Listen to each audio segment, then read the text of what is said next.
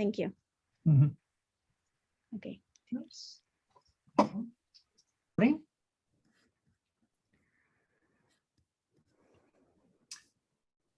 Well, welcome to this special Zoom webinar with Pari Ibrahim, the Executive Director of the Free Yezidi Foundation. My name is Alan Hertzke. I'm a professor of political science here at the University of Oklahoma.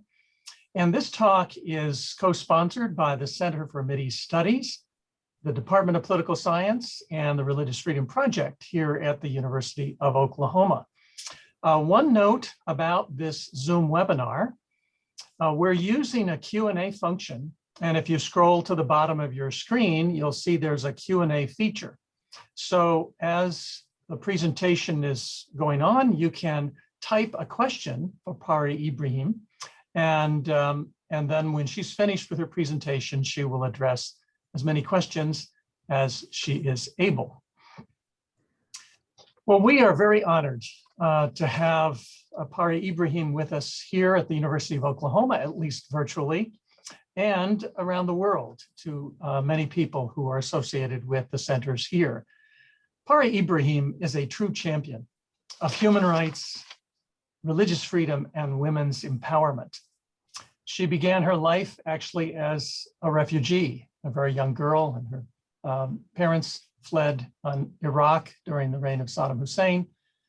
And she was actually, as I recall, studying law when the genocidal campaign by ISIS began to assault the Yezidi people in northern Iraq.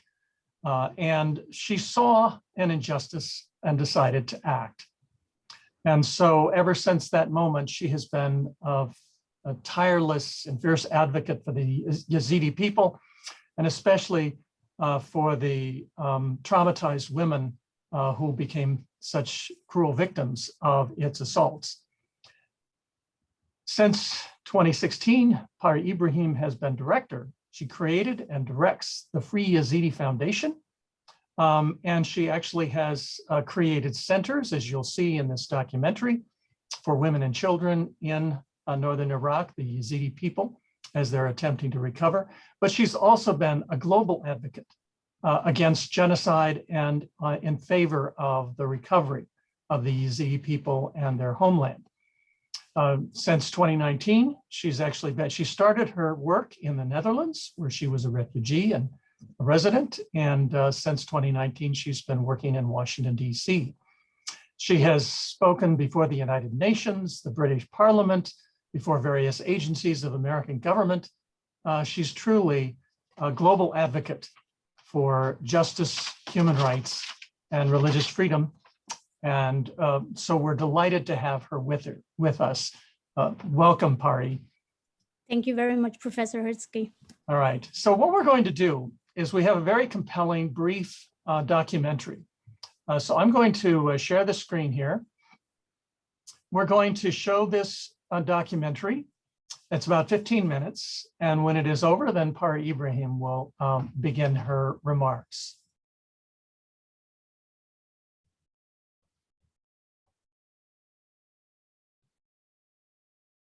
Die bomen daar, dat zijn allemaal, dat is ISIS. Als we hier staan, dat is echt gevaarlijk, dus we kunnen beter niet uitstappen. Zodra ze het ziet, schieten ze meteen deze kant op. Dus we kunnen beter heen stappen. Mijn naam is Pari Ibrahim. Ik ben 27 jaar. Ik ben een Yezidi. 2 jaar geleden probeerde IS mijn volk uit te roeien. Mannen werden vermoord, vrouwen en meisjes werden meegenomen naar het kalifaat en verkocht als seksslaaf. Als ik nog in Irak had gewoond, hadden zij mij misschien ook ontvoerd. Dit is allemaal massagraf. Systematisch afgemaakt. Ja. Pari Ibrahim. Ze is nog maar een paar jaar oud als ze met haar ouders naar Nederland vlucht, maar haar roots liggen hier, in Noord-Irak. Als IS 2 jaar geleden de Yezidis, een religieuze minderheid, wil uitmoorden, trekt ze zich het lot van haar volk aan.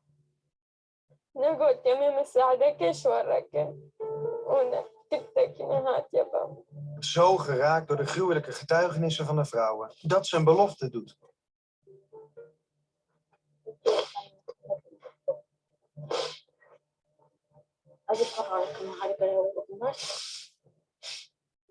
En toen dit gebeurde heb ik gewoon echt alles opgegeven. Mijn baan opgegeven.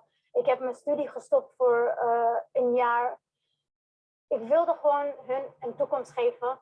De student rechten laat het niet bij woorden alleen, maar gaat vanuit Nederland aan de slag. En nu een jaar later zijn we terug in Irak. Hoe maakt een jonge wereldverbeteraar haar belofte waar? En goedemorgen. Hi, goedemorgen. Dag Pari. Hi. Hoe is het? Goed hoor. Ja? Jou? Ja, prima. Dit is van jou nu. Ja, dit is van ons. Dit heb je opgezet. Allemaal, ja.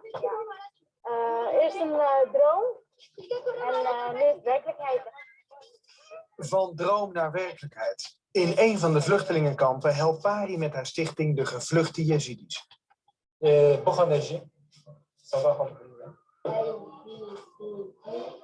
Hier kunnen vrouwen en kinderen die uit handen van de IS konden ontsnappen terecht met hun trauma's, maar hier begint ook een nieuwe toekomst. Bord, hoe is het om dit te zien? Ja, blij. Ja? Het geeft een goed gevoel, want school, educatie is een opening naar de wereld toe.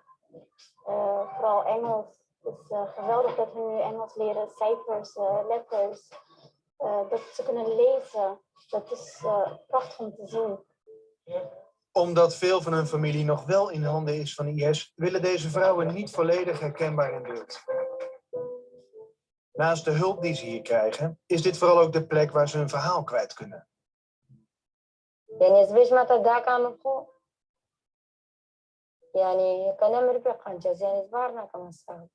Een van de vrouwen die in het hulpcentrum van Pari komt is de 23-jarige Khatoun. Ze is moeder van 2 kinderen en zat 1,5 jaar gevangen in het kalifaat. Het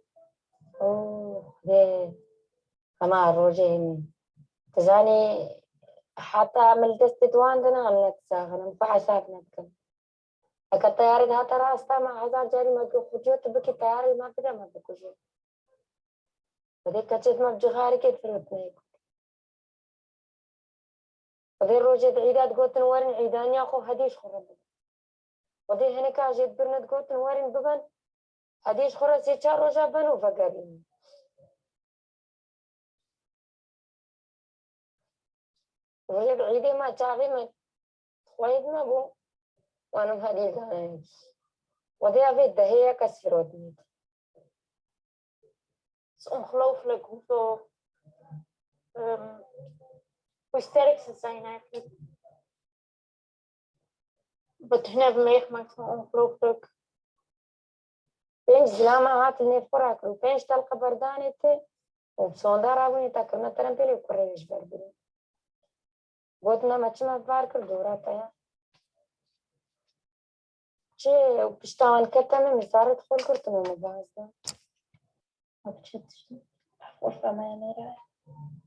Onlangs kreeg Khatoun dit filmpje. Opnames van het huis waar ze met haar man en 2 kinderen altijd in vrede woonde. We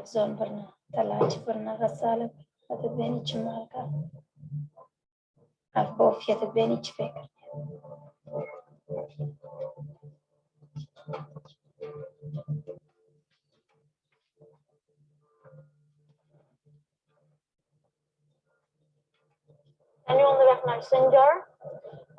We gaan naar Mount Sinjar. En we gaan ook naar de dorpen van de Yezidis, waar de Yezidis woonden destijds. Onderweg naar het gebied waar de Yezidis leefden. Pari wil niet alleen maar helpen, maar de wereld ook laten zien hoe en waar haar volk is opgejaagd en uitgeroeid. Dat is hier, de dorpen rondom de berg Sinjar. De berg die 2 jaar geleden wereldnieuws werd. Duizenden Yezidis vluchtten toen in paniek vanuit hun huizen de berg op, maar zaten daar omsingeld door IS als ratten in de val. Na dagen zonder eten en drinken werden ze gered door de internationale coalitie. Hierachter dus, dat is allemaal ISIS. En ja, als je hier dus uitstapt, is het gewoon niks gevaarlijk. Ze schieten meteen als ze het zien. IS zit hier dus nog steeds vlakbij. Sommige dorpen zijn bevrijd, andere nog niet. Er is dus een risico en de confrontatie met de gruwelijkheden. Maar Pari wil het zien om een spreekbuis te zijn van haar volk. Ik moet hier zijn. Als ik hiervan, ja, het doet me echt veel pijn. Het doet me echt veel pijn. Ik heb nog nooit zoiets ergs in mijn leven gemaakt als dit. En ik hoop dat niemand zoiets ooit mee hoeft te maken. Maar ik kan het ook niet doen. Als ik de kans heb om het te laten zien, dan wil ik het laten zien aan iedereen. خاطر برای که افدار حوصله کنه. Je kan op de weg lopen tot dat stukje. En that's it. Het eerste dorp waar we komen is Hardam. Een bevrijd dorp, maar onze bewakers waarschuwen. Er kunnen overal nog bommen liggen, achtergelaten door IS. Hier woonde ook Ghatoun, de jonge vrouw die Pari net sprak. Pari wil de plek zien waar zij leefde.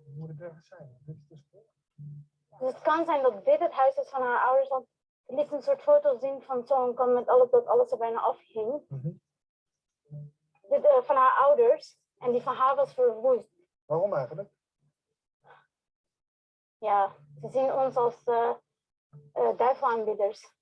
Wij zijn in hun ogen niet gelovig. Wij horen in hun ogen niet te bestaan. Dus ook de huizen moeten weg. Alles moet weg. Ghatoun is zo'n lief meisje, een lieve vrouw. Ze is zo'n lieve vrouw en zo'n goed hart. En het is vreselijk om te horen hoe ze hier meegenomen is. Hoe ze heeft gezien dat haar familieleden direct vermoord zijn. Het mag een wonder heten dat het gezin van Ghatoun nog leeft en bij elkaar is. Op de dag dat IS het dorp binnenvalt is haar man namelijk niet thuis. Het is zijn geluk. So this is ISIS territory.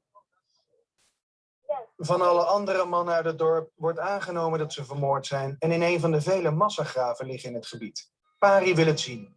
Onder begeleiding van het Koerdische leger, de Peshmerga, worden wij naartoe gebracht. En wat is hier precies? Hier liggen de botten van 1 persoon. We komen uit op de frontlinie. Deze plek waar je de terreur van IS zo'n beetje in de ogen kan kijken, is een dode akker. Dat dorpje daar, dat is IS-gebied. En net aan deze kant van de frontlinie laat de Peshmerga ons nu de massagraven zien. Dit is de plek waar 2 jaar geleden talloze Yezidi-mannen in koele bloeden zijn afgeslacht.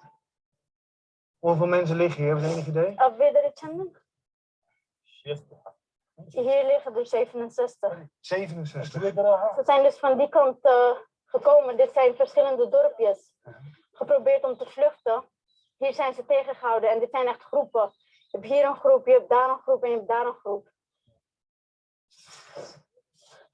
Je kan de Yezidis herkennen aan de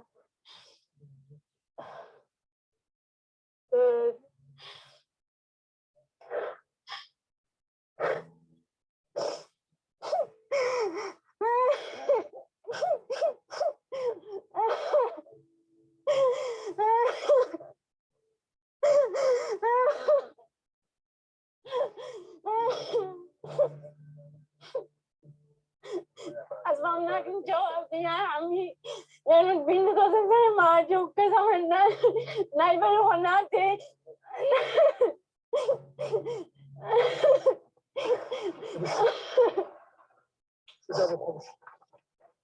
نعم نعم نعم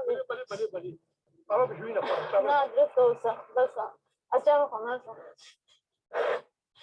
je doet zoveel om mensen te zeggen wat er gebeurt met je volk.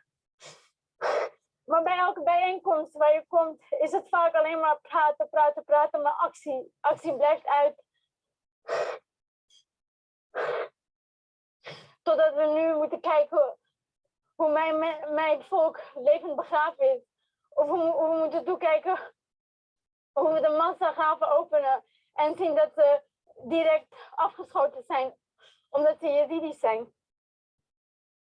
Pari legt zoveel mogelijk bewijs vast om het wellicht ooit aan een internationaal strafhof te kunnen overdragen. Mocht het zover komen.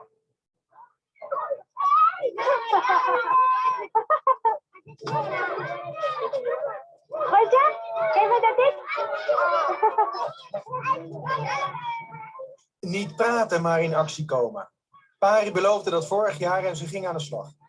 Vanuit haar studentenkamer richtte ze een stichting op. Ze verzamelde internationale bestuursleden om haar heen en ging op zoek naar geldschieters. Ze worstelde zich door het oerwoud van de bureaucratie van het Midden-Oosten en kwam zo haar belofte na. Om met traumaspecialisten de vrouwen te helpen die de terreur van IS wel overleefden. Good morning. How are you? En ze stampte ook een kinderklas uit de grond, nam personeel in dienst en zo begon een minischool in een groot vluchtelingenkamp. Dat is weer. Had je gedacht dat het zo zou gaan? Nee, af en toe had ik echt momenten dat ik dacht van, nou, dit gaat echt nooit meer lukken. Maar nu ik dit zo zie en de docenten zijn zo leuk met de kinderen. Ze weten hoe ze precies met hen om moeten gaan. Want deze kinderen zijn allemaal niet geschoold. En ze hebben het ergste meegemaakt. En het is geweldig.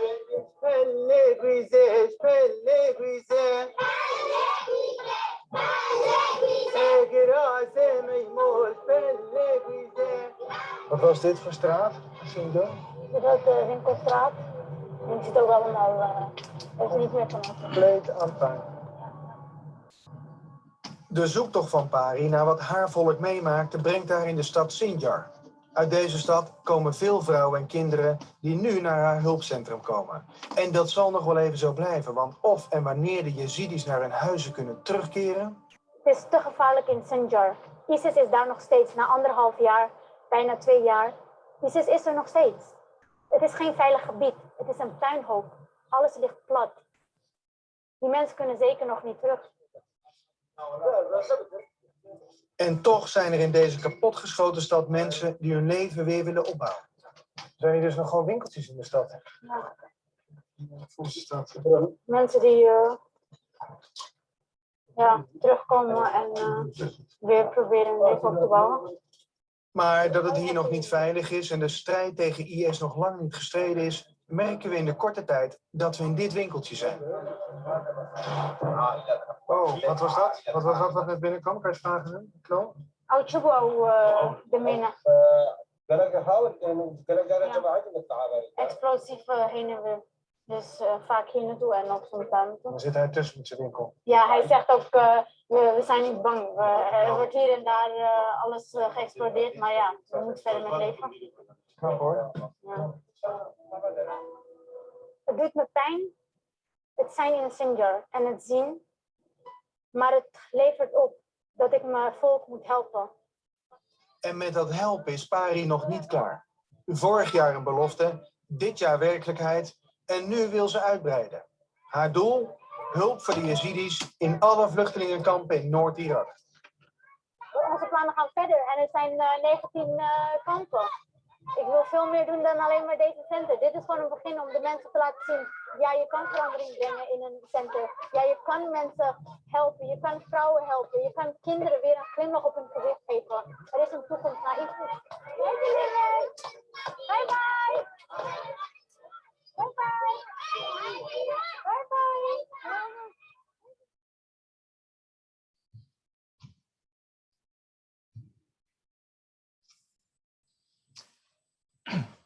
Well, now our viewers know why we are so honored to have Pari Ibrahim here with us today.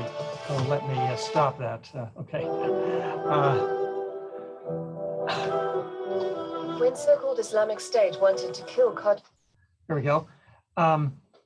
Now you know why we are so honored to have Pari Ibrahim with us today, the executive director of the Free Yezidi Foundation, a women-led organization devoted to helping to rescue and restore the Yezidi people, and especially to provide succor to the many women who have been traumatized by the genocidal campaign.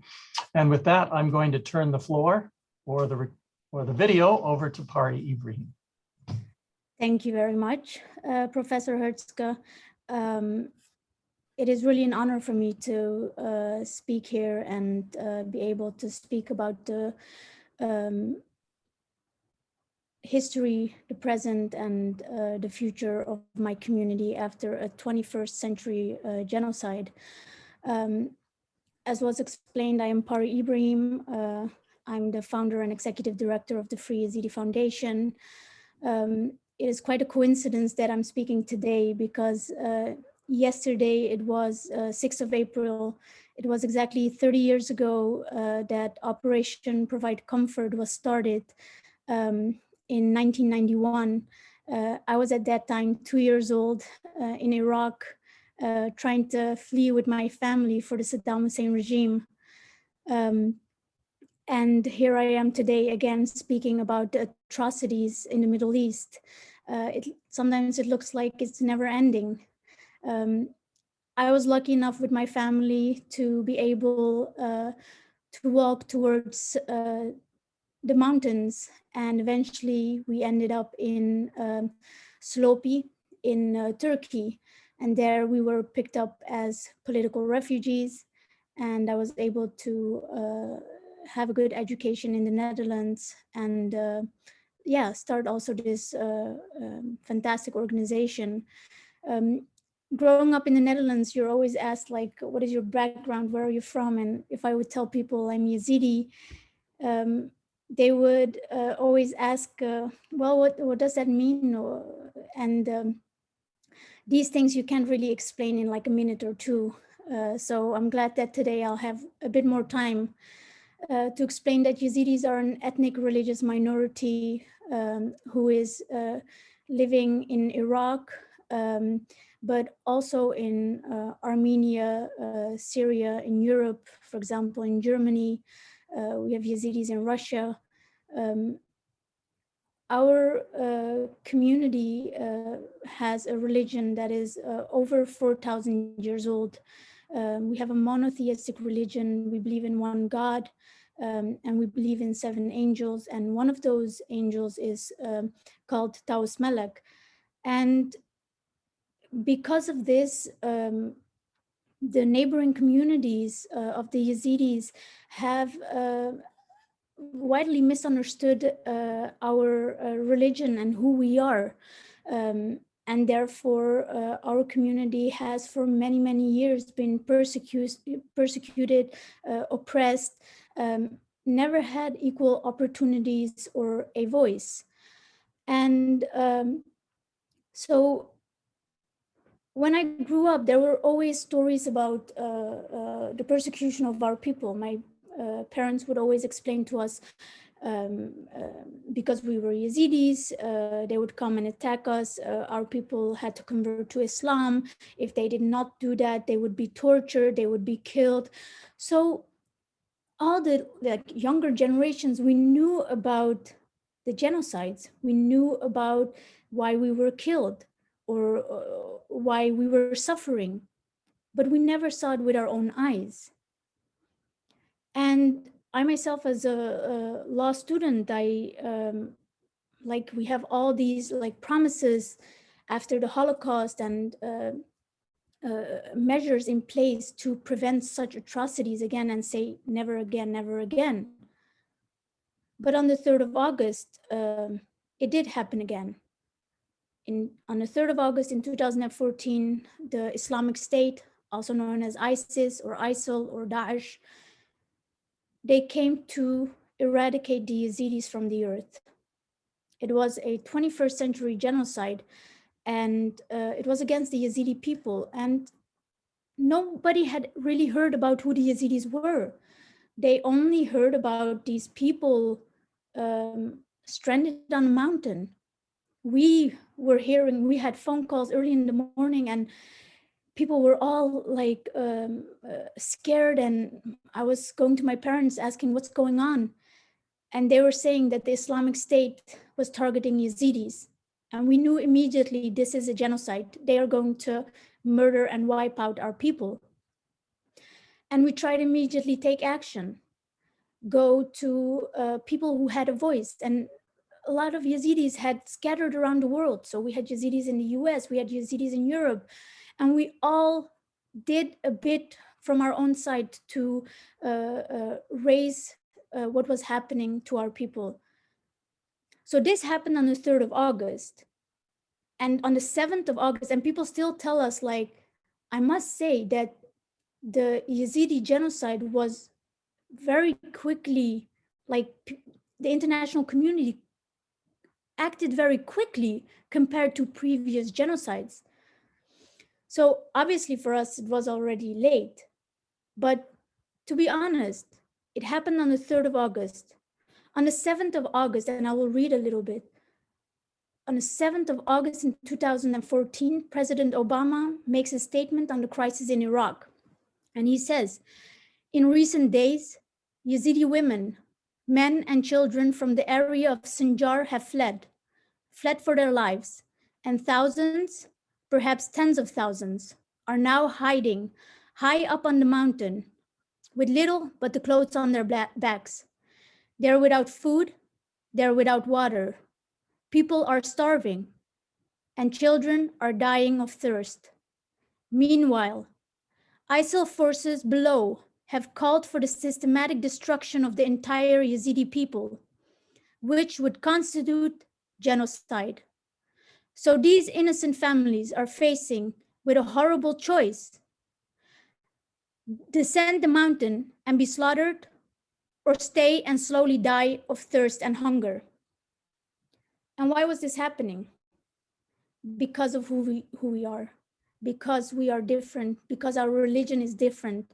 And so for many, many, many years, the persecution went on. And this time it was in the 21st century. So the Islamic State started to try to eradicate the Yezidis by killing a lot of the men, kidnapping Yezidi women and children. The Yezidi women were eventually sold as sex slaves on markets.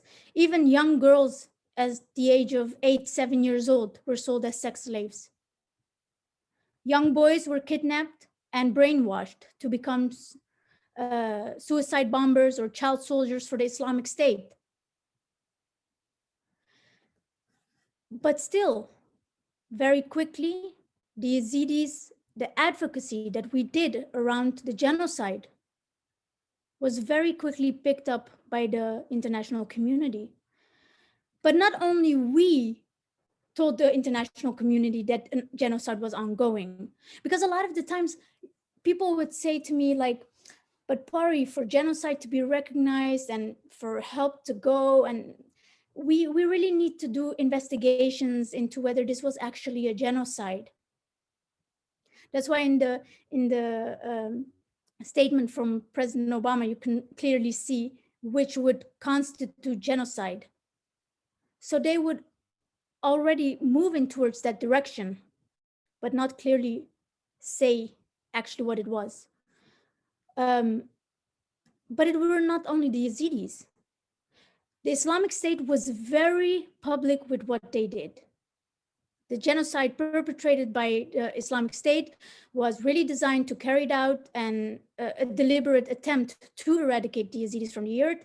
And ISIS was, they argued themselves that it was the responsibility of every Muslim to ensure that Yezidis who do not follow an Abrahamic faith and are not people of, as they call, of the book, are not permitted to exist and practice their religion. So the mass executions, the abductions, the forced conversions of Yezidi women and children, the mass rape of the women and girls, and the destruction of the religious sites, they were all elements of a pre-planned and publicized and executed genocide. And so I want to go over to show you my screen, and I hope this works because sometimes it does go wrong. Let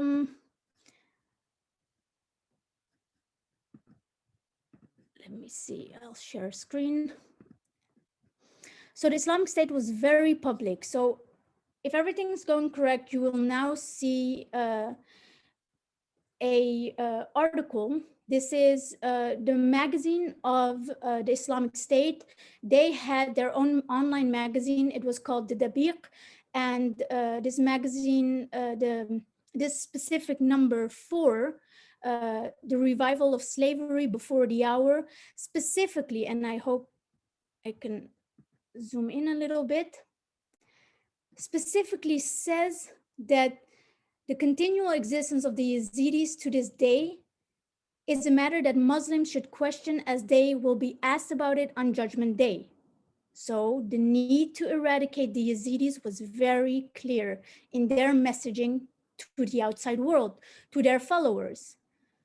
They were also explaining in other parts of this, the Biq number 4, about how Christians and Jews are able to pay a certain tax or a fine and then leave. But Yezidis had to be killed. Yezidi women could be enslaved. They did not get the option to have to pay a tax or a fine and to escape. So our people were never given a choice. They were immediately killed and enslaved in the 21st century. So by now, the genocide has been recognized initially by the US Holocaust Museum in Washington, DC, and we're grateful for that because that started to get the ball rolling. The UN stated it's a genocide. US State Department, the European Parliament, and many other countries have declared that this was a genocide against the Yezidis. But we need to remember that one thing that is important is that the Islamic State did not start from nothing. There are root causes, prejudices against our people, discrimination, inequality that have led to these kind of things. On the day when this happened, the Yazidi people were standing alone. The protection forces had left. They didn't care about the Yazidi people. Eventually, because of the coalition and because of the YPG, a corridor was opened, so the Yazidis who were able to flee to the mountain were able to go through the corridor and escape from the mountain and go to safer areas in the north of Iraq, also known as the Kurdistan region of Iraq. But because of what happened to our people, and because they felt so alone, and that's why there is just so much trauma. We've seen in the past in other previous genocides in history, it has just shown that untreated trauma is not good for the next generation. The next generation will suffer. Like, look, for example, at the children of Holocaust survivors and the children of those children, and they still suffer from what happened during the Holocaust. They were not there, but they hear the stories. The same with the Yazidi community. Not only the Yazidi community from Sinjar that fled towards the mountain and safer areas is traumatized, but the whole community. And we needed to have a plan to ensure that our community would get treated for the trauma that was inflicted on them. And so the Free Yezidi Foundation, we work with Yazidi women and children, trying to provide them trauma treatment. I know some of our psychologists are also watching today. Thank you for watching. But there's one thing. The trauma keeps continuing because the genocide is basically still ongoing.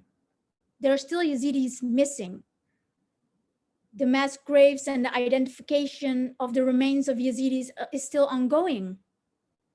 People don't have closure.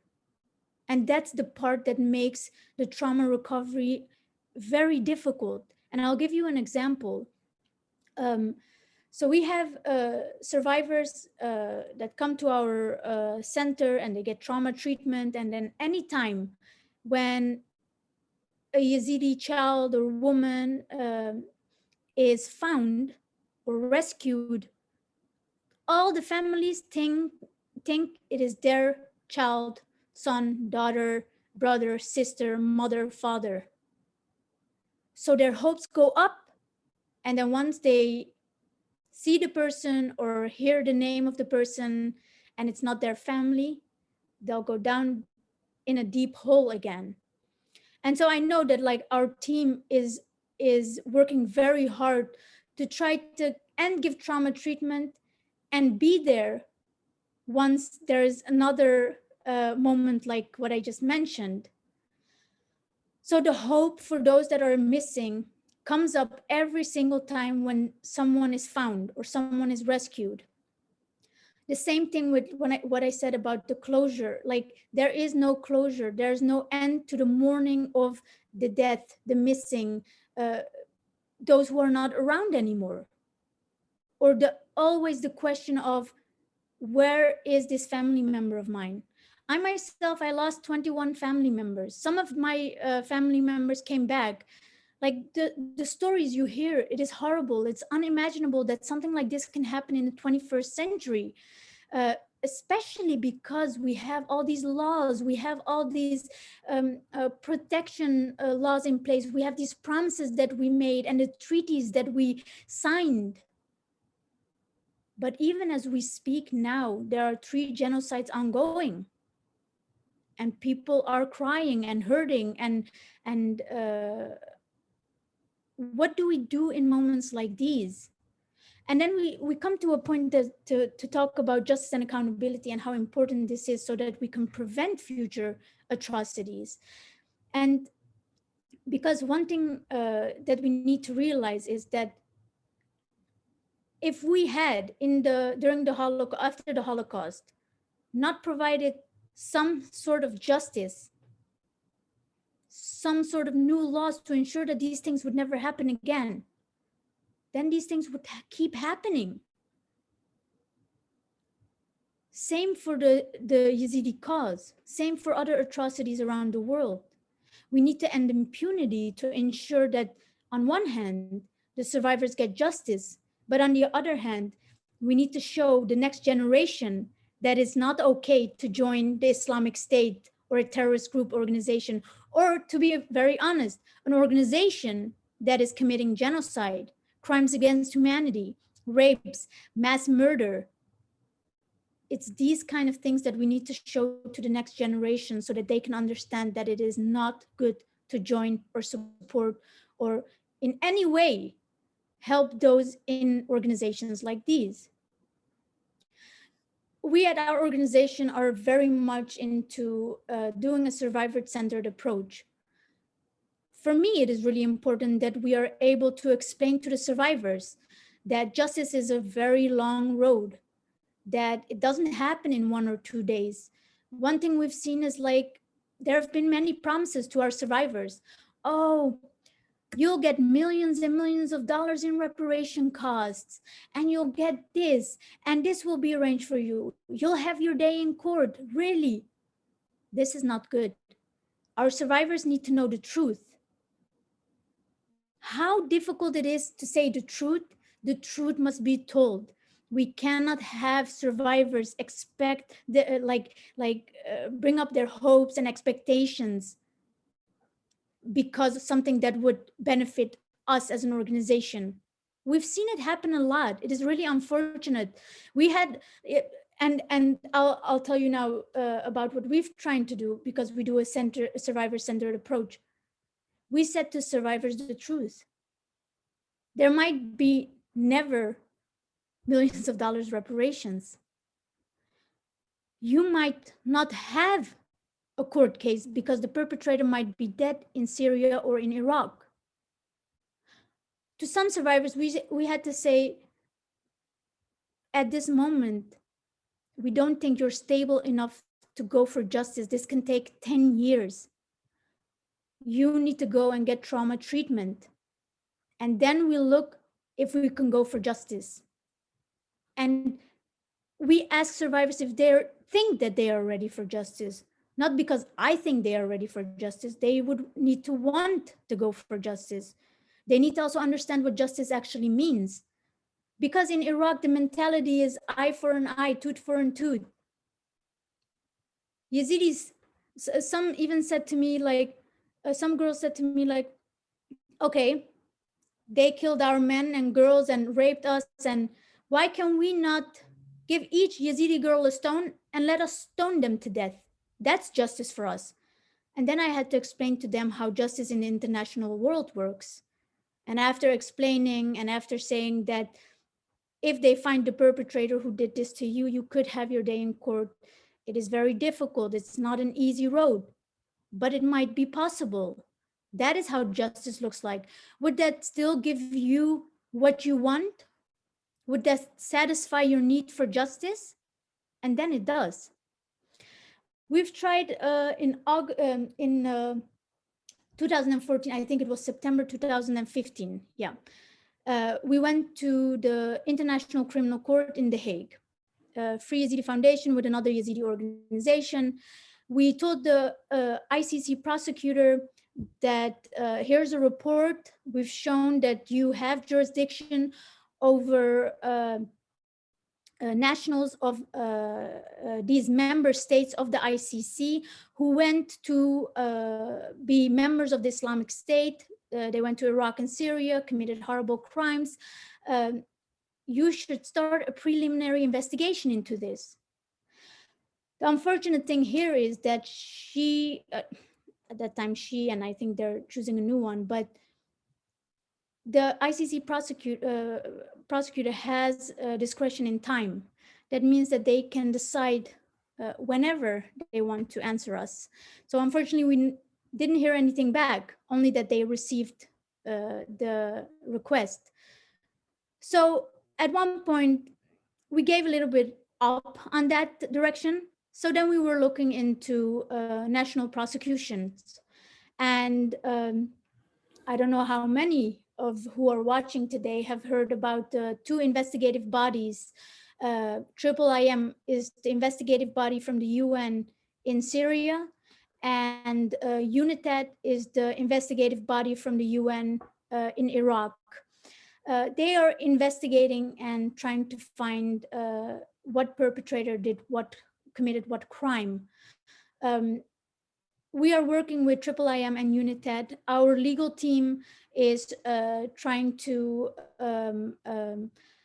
ask certain questions to the survivors. And with that information, we go to IIIM, UNITAD, we go to public prosecutors in different countries, and hoping that with that information that we have, that cases can start, cases against these perpetrators.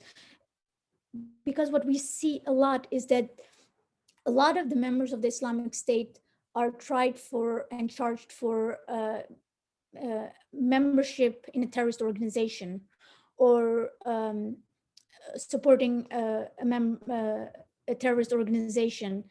And to be honest, that is not enough for the crimes that were committed. And we're talking about the crime of crimes, genocide, and then crimes against humanity, murder, rape, slavery. These are not minor crimes. These are horrible crimes, crimes of what we internationally have said that these should not happen, never. But we've seen that prosecutors find an easy way to indict perpetrators for being a member of a terrorist organization. This is not really justice to our survivors. There's a lot more information out there. And then I'll give you an example of one of the cases, for example. So there was a journalist, her name is Janan Musa. She's a fantastic woman. She and Harold Dornbos went to Syria, found a mobile phone. Later on, they checked what was on the phone, and it appeared to be the phone of Omaima Abdi. So this was a woman who traveled from Germany to Syria and later on went back to Germany as if nothing happened. looking at the pictures on the phone, it was very clear that she was with ISIS and was holding a, I think, a machine gun or whatever it was. But she's back in Germany as if nothing happened and no one knows about this.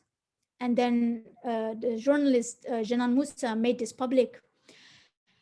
And then Omaima Abdi was caught by security forces in handcuffs.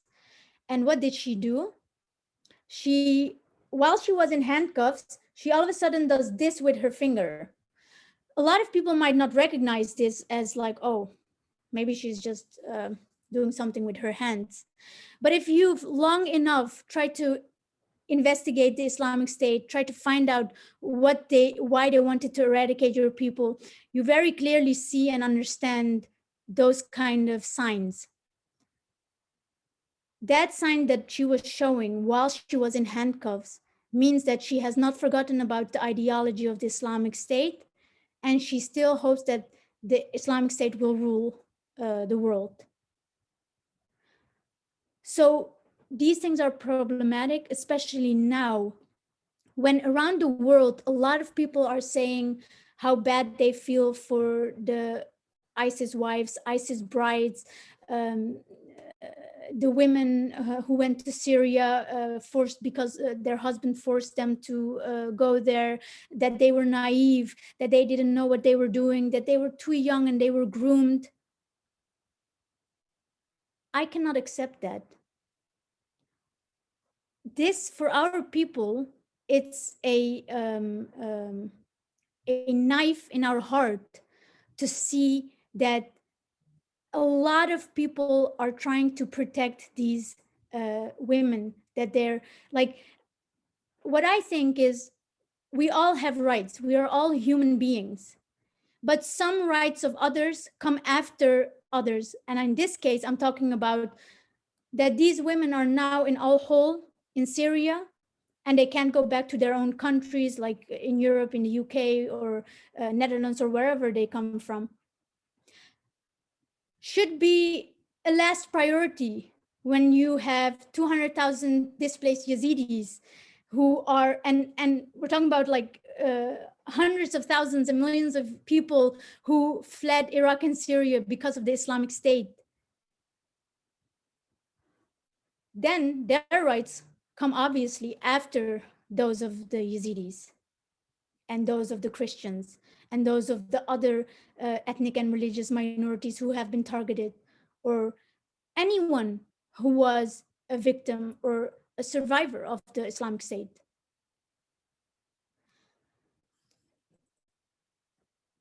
We see that public prosecutors do want to get justice for the Yazidi community. And what we also see is that there is not a lot of information. So we're very happy with IIIM and UNITAD that we can work together and inform those countries that had nationals go to Syria, go to Iraq, commit horrible crimes, show them what they've done so that our people get real justice. And these perpetrators are not just indicted for being in a terrorist group, but actually for genocide, actually for crimes against humanity, actually for the rape, the slavery, the murder of our people. At this moment, we have 200,000 Yazidis who are displaced. 2,768 Yazidis are still missing. We have 80 mass graves that we found in Sinjar. 19 of those mass graves have been exhumed. 141 Yazidi remains were identified not long ago, and they've finally been buried. This is, I always say, like, this is what a genocide leaves behind. It leaves behind a suffering community that is shattered to pieces and just needs to rebuild with nothing. As President Obama said, they only have the clothes on their back. But how do you ensure that there is a future in Iraq? We see now our community, like in January and February, like the suicide is rising among the younger generation because they have lost hope. In January and February, 15 Yazidi youth committed suicide. for numbering, like maybe in the US, 15 suicide is not a high number, but for our community who have been massacred and oppressed and killed for so many centuries, this is a huge loss for our community, and it keeps going. Our people are still in camps, and the Iraqi government is now for a couple of months saying that they're going to close the camps, and Yazidis need to go back to Sinjar, to their homeland, and because the situations in the camps is not good for them. Do you really believe that if our people were able to go back to Sinjar, that they wouldn't go? Our people are in camps because the security and safety in Sinjar is not guaranteed. So Sinjar, the area where the Yazidis were living, is a disputed area. And because it's a disputed area between Iraq and Kurdistan, our Yazidis our people are always in the middle of the constant fighting back and forth. So recently there was an agreement made that all the militias should be out so that the Yazidis can go back, and but unfortunately, like, no Yazidi was present to say what they thought about this agreement. Our people have, I think, one member of parliament in Iraq. We don't have quota seats in the parliament in Kurdistan. So how do our people have a voice? So now after the genocide, we're trying to work as a community to, on one hand, start to heal from the genocide that was perpetrated against our people and pick up the shattered pieces. And on the other hand, we are thinking about in what way can we ensure that there is a future for our community, for the Christian community, for other ethnic and religious minorities in Iraq. Because Iraq will not be Iraq without its minorities.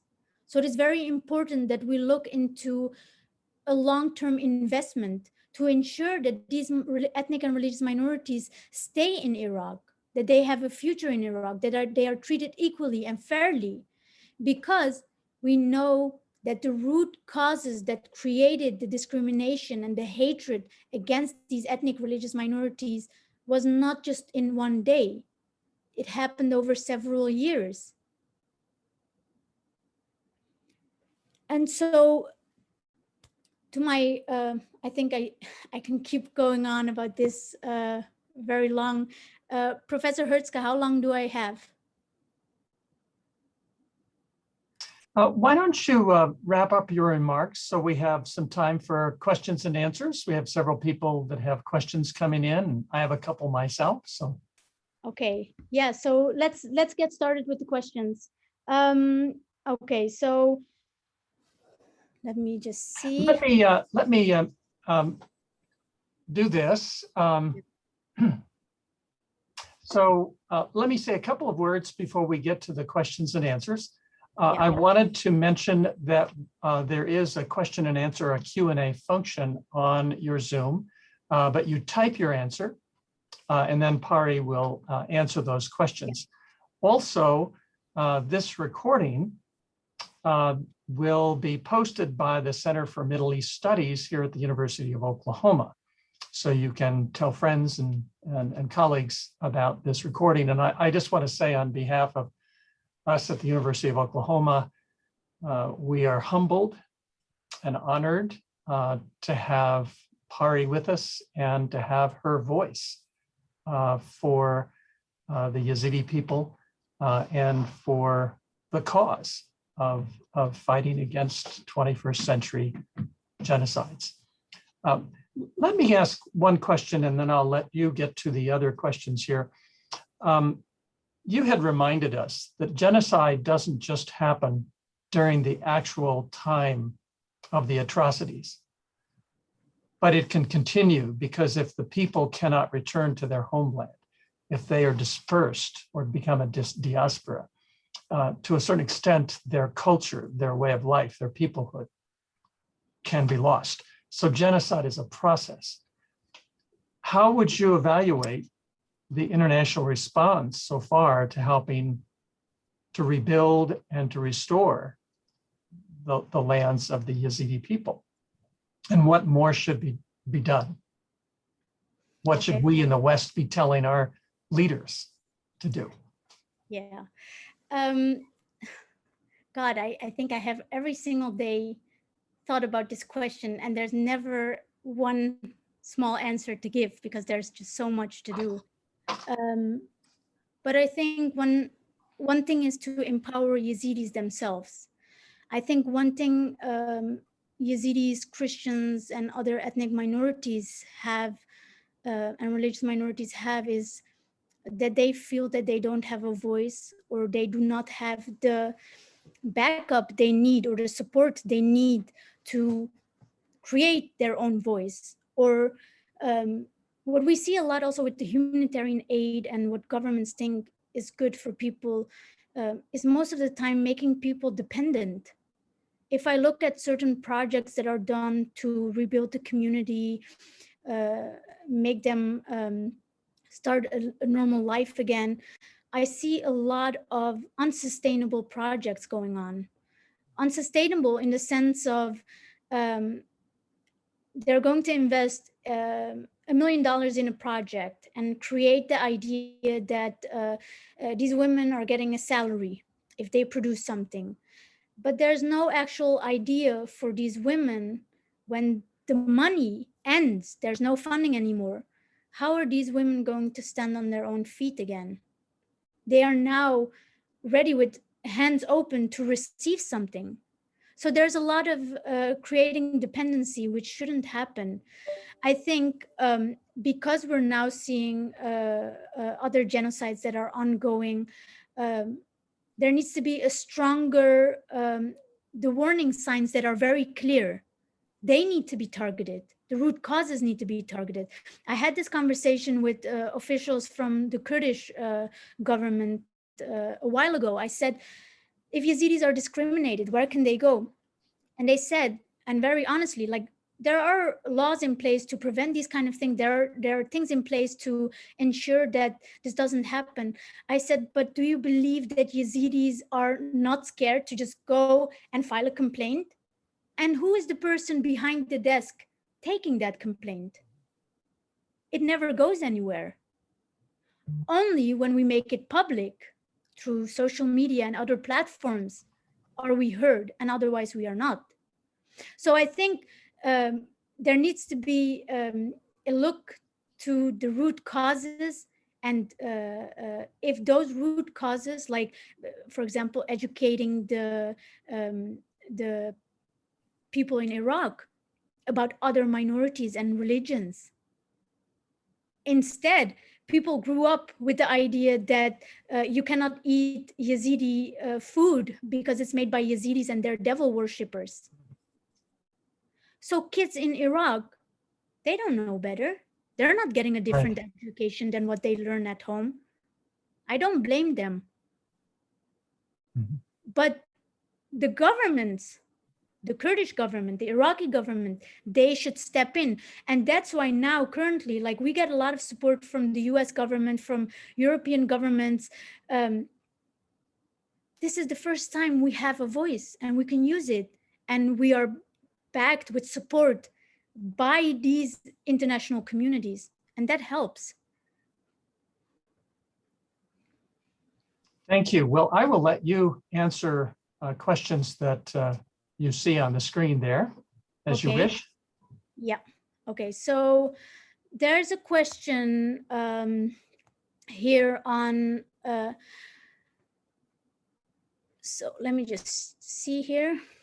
Hello, Pari Ibrahim, fellow Kurdish refugee here from Kirkuk. Hi. Does your foundation and the center receive support or funding from KRG, or everything from support from abroad? So we have support from European countries, from the US government, And to be really honest, the Free Yezidi Foundation has not and will probably never take money from the Iraqi government or the Kurdish government or any political party. I think that for ethnic religious minorities, if they start receiving money from both governments or political parties, that we lose our own voice, and that's problematic. And maybe people are like, oh, but Iraq is such a country with a lot of wealth, oil, etc., etc. Don't be fooled. It all goes to corruption. So we really look for the support from outside to ensure we have a voice inside the country. Then there is another question. What is, in your view, the most suitable answer for justice? Would you advise a specialist chamber or ad hoc tribunal like Kosovo or Rwanda, or should it be tackled by the ICC or national level courts or Iraqi courts? So as I explained, we work now with IIIM and national law enforcement in different countries like Germany, the USA. We do not look for a tribunal. I don't think it is very likely that something like that would happen. I think what will happen is trials one by one in different countries. In Iraq, the judicial system is not that great and also not up to international standards. So we don't really go for cases in Iraq. If something comes up, we'll try and find out what we can do together with people we know. But one of the problems that Iraq has is that they have the death penalty, and our funders would not support us if we would go into that direction. But in all the options we have, we look at what is more likely and what we can invest our time in. Then there is another question. Pari, thank you so much for speaking with us. How can I help or learn more about this? I think it is very important to talk about the importance of supporting civil society organizations. I think that with this much money, our organizations and other civil society organizations have been able to do so much more. And that is because we train our own local people in different kind of fields, whether it is trauma treatment, psychological first aid, whether it is ending gender-based violence within the community, whether it is going for justice and accountability and training our own people. All these kind of directions, we try to train our own people, because one thing is important, as I said before, about creating dependency. We need to think about, okay, in 5 years, in 10 years, maybe Free Yezidi Foundation will not exist. Believe me when I say that in 2014, when I started the Free Yezidi Foundation, I thought, I'm gonna go raise money, bring it to my people, and go back and do my education. But it blew up and is now one of the big Yezidi organizations. So lucky in a way, but yeah, I mean, we've done so much more that others who do not know our community very well or the insides of our community very well could probably not ever manage. But we are creating sustainable solutions, because if ever we're leaving, what did we leave behind? We left behind a community that is able to provide psychological first aid. How do you deal with nightmares? What is stigma around trauma? Why do you have panic attacks? What kind of exercises can you do to deal with these panic attacks and nightmares? This is what our team does. They understand things. They know now about justice and accountability. They go into the community about ending gender-based violence in our community. It happens everywhere. It happens in our community also. But how can we as a community together fix these kind of internal problems? But also, like, how can we make sure that these things will never happen again? And let's hope that this was the last genocide. There is a question from Alyssa Wiley. it's very similar to the one you just answered. How can individuals support your organization or the Yazidi people more broadly, and how can we get involved? I presume part of the answer is they can actually support your organization, right? The Free Yezidi Foundation. And that's pretty easy to donate to your organization. But how else might people like Alyssa and others get involved?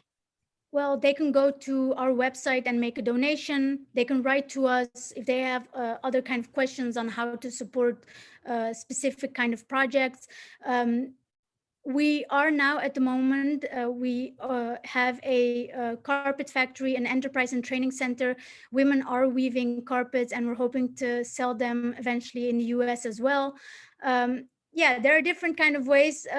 Also, like for students, like if you're very bright and you have, I'll say, a lot of extra time, then you can help us, of course, with like writing pieces. And yeah, I mean, support is in many ways.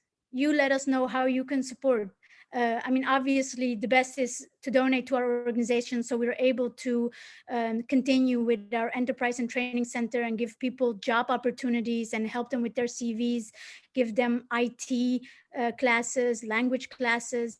We opened we're opening a bakery where women will make sweets. And the idea here is to ensure that people from different communities come and eat the food of Yazidis, show you the next generation that is okay. Let's cross off everything that happened in the past. Let's now live together in harmony. All right, there's several other questions. I'll let you look at the question. Okay. So I see another question here.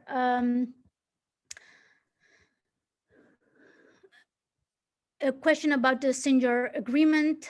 I am, I don't know how to say it. I'm not really optimistic about the Sinjar agreement.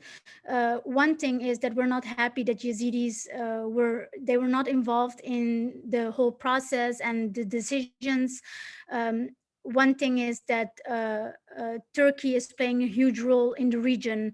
The airstrikes that are happening, I mean, airstrikes to attack PKK, but at the same time, it's the land of the Yazidis, Sinjar, where it is happening. So I think also, like, we have to understand that one of the things that was not really mentioned is that a lot of these militias have Yazidis who try to defend their land. So you have in different militias, different Yazidis. When you want to move out all militias, who are we talking about? What is going to happen with those Yazidis that are trying to defend their land? So I think that there have been many things that were not really discussed because there was no Yazidi presence there. But then on the other hand, we think like, okay, it's been 6.5 years and the only thing they could come up with is this Sinjar agreement. Then we're also like, maybe we should just say, okay, this is a step forward, but there's this, and this. Let's try to work on those things as well. But I think like the agreement is set up, but you still don't see the things that they have in the agreement actually happening on the ground. Another person asked about therapy because your centers, and I presume, Pari, you have other centers now beyond the one that was featured in the documentary for trauma care and education. Yeah, I am very glad that the Free Yezidi Foundation is expanding. As I said, I never thought that it would. One thing that happens with organizations is sometimes they grow too fast. Free Yezidi Foundation has been very, very careful not to do that, because if we're unable to keep everything correct, and obviously we're a 501c3 organization in the US, we are an UNBI in the Netherlands, so we have some responsibilities also to our donors and the governments who are funding different projects. And so it is really important that that we don't grow too fast. because they say that so many organizations exist after a year. So we're quite the lucky ones to be existing after 6.5 years, but we really made small steps to ensure that everything is in order. And I think we will be there for many, many years. We now have a women's center and a children's center. We have the enterprise and training center where we help to get people jobs and training. We are opening a bakery. We have a center, a women's center in Sheikhan as well. And we keep on expanding because the need of our people is immense. And what about Yazidis who are refugees in other countries? Are they receiving the kind of trauma care that is absolutely essential for recovery from these atrocities? Yeah, I know that some countries like Canada, Australia, Germany, France have brought in Yazidis and resettled them. I know here in the US, a couple, they are resettled in these countries. And obviously, trauma treatment is one of the things that is very essential, especially for people. 1 second. Oh, sorry. That was me. So trauma treatment is very essential, but this problem that happened in Germany, like we asked the women, because we do sometimes checkups to see how they're doing. We asked, are you getting trauma treatment? And you know what they said? They said, well, the first time we arrived here, someone came, he asked, okay, who of you needs trauma treatment? Raise your hand. And we all looked at each other and none of us said we need trauma treatment. And then we didn't get trauma treatment. So there's a little bit of a misunderstanding of like, how do you deal with heavily traumatized women from a very rural area? Once you understand that, and once you have seen how they live and their customs and the way they are, then you have a better understanding of how to speak to them, because it would be better if it's one-on-one and ask them if they want to get trauma treatment, because then I think a lot of the women would have said yes. Some of the women did get in other parts in Germany, they did get trauma treatment. But I can just say, like, a lot of the women have recovered. I don't know how much regarding their trauma, but I know that they're living a new life. They're getting an education. Some of them already speak English. I'm like every day in touch with them personally. And it is good to see that someone who received also trauma treatment from our center and resettled in a different country is doing very, very well. I mean, you can't wish for anything better than that. And I think that's what drives us. That's what wakes me up every morning, to do something good for them, because they lost everything. We still have our families around us, you know, for the most part. But some of these women, they literally have no one anymore. Well, a question here is about child soldiers, because you mentioned some of the children were recruited into being child soldiers. And this is, of course, a problem in other parts of the world where, you know, children have been recruited into horrific circumstances and in a sense become both perpetrators and traumatized themselves. Yeah, I mean, so there are a couple of things. On one hand, they've seen the worst of the worst. They were taught the worst of the worst. Some kids were taught how to behead. I remember one kid was telling his mom that they had to practice on chickens how to behead people. Some like things that you would never think like a child should ever hear or see.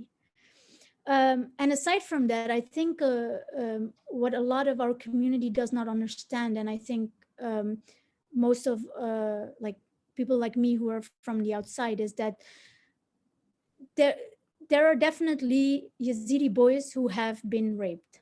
And this is something that doesn't come up, but we know it happened, but the boys are not able to say what happened to them. We are now trying to provide trauma treatment to children as well, because previously we would do it only through our Harikara. So they would go and do psychological first aid, but more and more we're trying to also have those children get treatment from the Free Yezidi Foundation's clinical psychologists. But I think this is something that the Yezidi community needs to understand. And I think it will be very difficult for them to understand because nobody has talked about it. But we know what ISIS was capable of doing. And I think the need, like everyone has like forgotten basically about children because the story of the Yazidi women being sold as sex slaves and the rapes was taking a lot of the news. And therefore like young children have been forgotten. And I think we shouldn't. I think we should focus on those children as well because they are the next generation of the Yazidis. They need to get trauma treatment as well. There's a question here, Pari, about generalized trauma. The person said this idea or the concept of generalized trauma is new. How does this affect the marginalized groups and how long does it continue to affect them? So let me just read the question. Mm-hmm.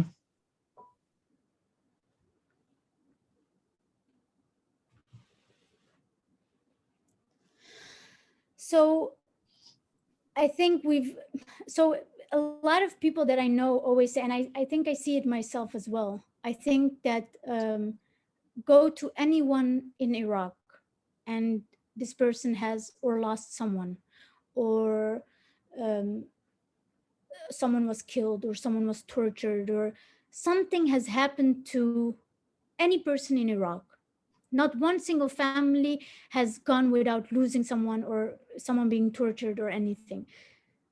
The Yazidi community has suffered so much at the hands of ISIS, but at the same time, because they were already suffering before, because of the things that happened to them, it is very, very difficult to treat the trauma of the whole group. We're doing like group sessions and things like that, but it is very difficult because not only the Yazidis in Iraq were traumatized. We're talking about Yazidis who were living in their house comfortably in Germany. We're talking about Yazidis who were weeping and so emotional, who were living in USA, but they couldn't do anything. They couldn't grab their guns and go to the mountain. They were begging the governments around the world to do something for them. So it is, I always think that like it's a step-by-step action that we need to take. Like, let's try to focus on the most severe cases and have our team of Harikara go in group sessions to other people around the areas. But I think that like our community is so devastated, is so broken, is so shattered that this is a process of many, many years. I think we had some girls that had trauma treatment for 2 years. And these are girls that were horribly abused, sold 10, 12 times. So yeah, even when I look at like Holocaust survivors' families, like the children of their children are even still suffering. That's a very sobering note. I wanted to ask you about allies, particularly the other religious minorities. Obviously, the Chaldean Christians and the others in Iraq suffered greatly. And has there been a kind of strong coalition of these religious minorities? And tell us a little bit more about how that works. And I think there's a similar argument they often make, which is unless you can rebuild the pluralist ethnic and religious tapestry of Iraq, there will not be a safe haven for the religious minorities, or even for Muslims who disagree with, the more militant ideas. Yeah. So to take a step back to answer your question is the reason for Pope Francis to go to Iraq. I think that the world is recognizing that all the ethnic and religious minorities are all fleeing. Mhm. They are not staying in Iraq if this is the way they have to live. Mhm. So therefore, there's more of a focus on Iraq and how to ensure that they stay and they remain in their country. And so that we don't lose that diverse ethnicity of these different people and communities.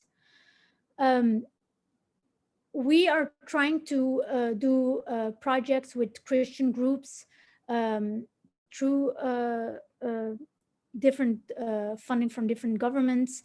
It is very important that we as Yazidis support the minorities. And it's not only ethnic and religious minorities. We're also talking about whether it's LGBTQ communities and others, as you said, people who are not with the very extreme Islamists in Iraq. There are different groups in Iraq and we can all support each other. And I think we're trying to do that also. And I think also the social media has made it much easier for people like us of different backgrounds to come together and talk about certain issues and have people from that community come and speak to our people and teach them about them, or we go to their communities and talk about us. I mean, there was, so I mean, my mom had Christian friends. My mom speaks Aramaic. She speaks the Wow. Christian language because Mhm. she grew up with Christians. So it is very saddening to see that that cannot be anymore because everyone has left. Like all my mom's friends have left Iraq. Left. Mhm. So what will remain of Iraq if everyone is leaving? So I think that's the big question that will be answered in many years. People, the Yazidi community, and I know also the Christian community, they do not see hope.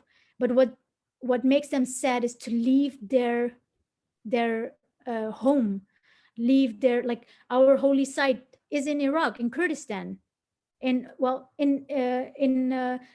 in Sheikhan. So no one wants to lose that because Yazidis have to be baptized at least one time in the holy site. Holy site. Yeah, so. There's a final question here. Besides, obviously, ISIS, have you been met with resistance otherwise by other actors? Yeah, there have been a couple of